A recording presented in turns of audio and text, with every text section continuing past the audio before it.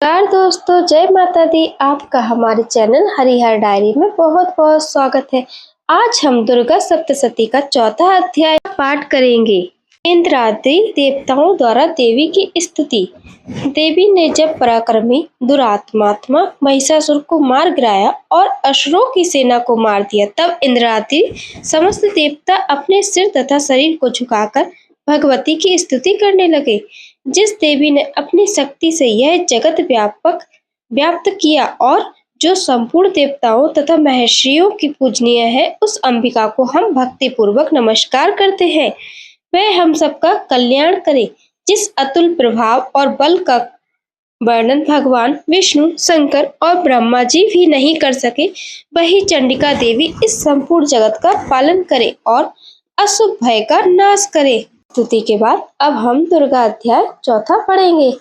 पुण्य आत्माओं के घरों में तुम स्वयं लक्ष्मी रूप हो और पापियों के घरों में तुम अलक्ष्मी रूप हो और सतकुल में उत्पन्न होने वालों के लिए तुम लज्जा रूप होकर उनके घरों में निवास करती हो। हम दुर्गा भगवती को नमस्कार करते हैं। हे देवी, इस विश्व का पालन करो। हे देवी, हम तुम्हारे अचिन्त्य रूप का किस प्रकार वर्णन करें। असुरों का नाश करने वाले भारी पराक्रम तथा समस्त देवताओं और दैत्यों के विषय में जो तुम्हारे पवित्र चरित्र है, उनका हम किस प्रकार वर्णन करें।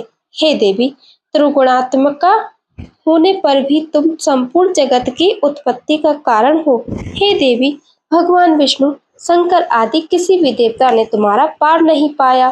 तुम सबकी आश्रय हो। यह संपूर्ण जगत तुम्हारा ही अंश रूप है, क्योंकि तुम सबकी आदि भूत प्रकृति हो।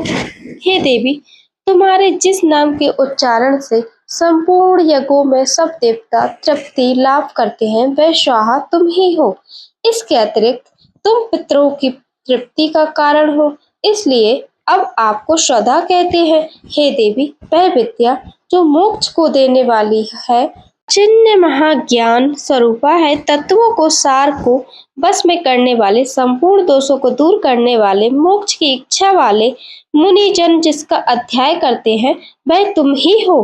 तुम वाणी रूप हो और दोष रहित तृग तथा यजुर्वेदों की एवं गीत और सुंदर पदों के पाठ वाले समावेद की आश्चर्य रूप हो।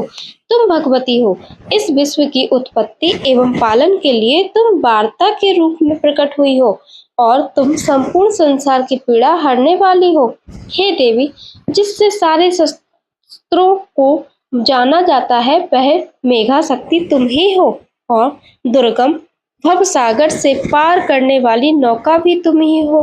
लक्ष्मी रूप से विष्णु भगवान के हृदय में निवास करने वाली और भगवान महादेव द्वारा सम्मानित गौरी देवी तुम ही हो। मंद मुस्कान वाले निर्मल पूर्ण चंद बिंब के समान और उत्तम सुवर्ण की मनोहर कांति से कामनीय तुम्हारे मुख को देखकर ही भी महिषासुर क्रोध में भर गया। यह बड़े आश्चर्य की बात है। और हे देवी, तुम्हारा यही मुख जब क्रोध से भर गया तो उदयकाल के चंद्रमा की भांति लाल हो गया और तनी हुई भौहों के कारण विकराल रूप हो गया।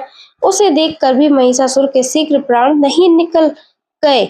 यह बड़े आश्चर्य की बात है। आपके कुपित मुख के दर्शन करके भला कौन जीवित रह सकता है। हे देवी, तुम हमारे कल्याण के लिए प्रसन्न हो। आपके प्रसन्न होने से इस जगत का भय दूर होता है और जब आप कुद्र हो जाती हैं तो कितने ही कुलों का सर्वनाश हो जाता है। यह हमने अभी अभी जाना है। जब तुमने महिषासुर की बहुत बड़ी सेना को देखते देखते मार दिया, हे देवी, सदा अभ्युदय प्रताप देने वाली तुम जिस पर प्रसन्न हो जाती हो, वही देश में सम्मानित होते हैं। उनके धन यश की वृद्धि होती है, उनका धर्म कभी शिथिल नहीं होता और उनके यहाँ अधिक पुत्र पुत्रियां और नौकर होते हैं। हे देवी, तुम्हारी कृपा से ही धर्मात्मा पुरुष प्रतिदिन श्रद्धा पूर्वक यज्ञ करता है और धर्मानुकूलन आचरण करता है और उसके प्रभाव से स्वर्ग लोक में जाता है, क्योंकि तुम तीनों लोकों में मन वांछित फल देने वाली हो। हे माँ दुर्गे, तुम स्मरण करने पर संपूर्ण जीवों के भय नष्ट कर देती हो और स्थिर चित्त वालों के द्वारा चिंतन करने पर उन्हें और अत्यंत मंगल देती हो। हे दारिद्र दुख नाशिनी देवी, तुम्हारे सिवा दूसरा कौन है।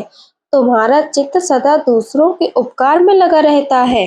हे देवी, तुम शत्रुओं को इसलिए मारती हो कि उनके मरने से दूसरों को सुख मिलता है। वह चाहे नरक में जाने के लिए चिरकाल तक पाप करते रहे हो, किंतु तुम्हारे साथ युद्ध करके सीधे स्वर्ग को जाए, इसलिए तुम उनका वध करती हो।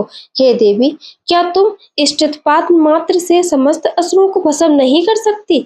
अवश्य ही कर सकती हो, किंतु तुम्हारा शत्रुओं को शस्त्रों के द्वारा मारना इसलिए है कि शस्त्रों के द्वारा मरकर वे स्वर्ग को जाते हैं। इस तरह से हे देवी, उन शत्रुओं के प्रति भी तुम्हारा विचार उत्तम है। हे देवी, तुम्हारे उग्र खड़ग की चमक से और त्रिशूल की नोक की क्रांति की किरणों से असुरों की आंखें फूट नहीं गईं। उसका कारण यह था कि वे किरणों से शोभा मान तुम्हारे चंद्रमा के समान आनंद प्रदान करने वाले सुंदर मुख को देख रहे थे। हे देवी, तुम्हारा शील बुरे वृत्तांत को दूर करने वाला है और सबसे अधिक तुम्हारा रूप है, जो ना तो कभी चिंतन में आ सकता है और ना ही जिसकी दूसरों से कभी तुलना की जा सकती है।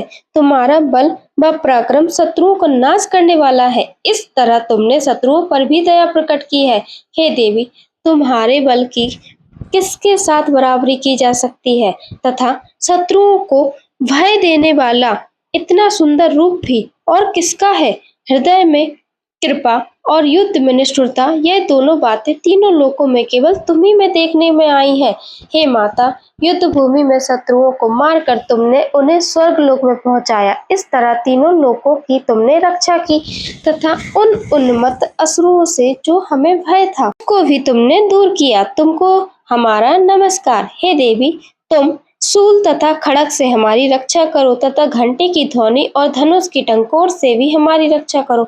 हे चंडिके, आप अपने शूल को घुमाकर पूर्व पश्चिम उत्तर दक्षिण दिशा में हमारी रक्षा करो। तीनों लोकों में जो तुम्हारे सौम्य रूप है तथा घोट रूप है, उनसे हमारी रक्षा करो तथा इस पृथ्वी की रक्षा करो। हे अंबिके, आपके कर पल्लवों में जो खड़ग, शूल और गदा आदि शस्त्र शोभा पा रहे हैं, उनसे हमारी रक्षा करो। महर्षि बोले कि इस प्रकार जब सब देवताओं ने जगत माता भगवती की स्तुति की और नंदन वन के पुष्पों तथा गंध अनुलेपों द्वारा उनका पूजन किया और फिर सबने मिलकर जब सुसंगीत व दिव्य धूपों द्वारा उनको सुगंधि निवेदन की, तब देवी ने प्रसन्न होकर कहा, हे देवताओं, तुम सब मुझ पे मन वांछित वर मांगो। देवता बोले, हे भगवती, तुमने हमारा सब कुछ कार्य कर दिया, अब हमारे लिए कुछ भी मांगना बाकी नहीं रहा, क्योंकि तुमने हमारे शत्रु महिषासुर को मार डाला। हे महेश्वरी, तुम इस पर भी यदि हमें कोई वर देना चाहती हो तो बस इतना वर दो कि जब जब हम आपका स्मरण करें तब तब आप हमारी विपत्तियों को हरण करने के लिए हमें दर्शन दिया करो। हे अंबिके, जो कोई भी तुम्हारी स्तुति करे तुम उनको वित्त, स्मृति और वैभव देने के साथ ही उनके धन और स्त्री आदि संपत्ति बढ़ावे और सदा हम पर प्रसन्न रहे।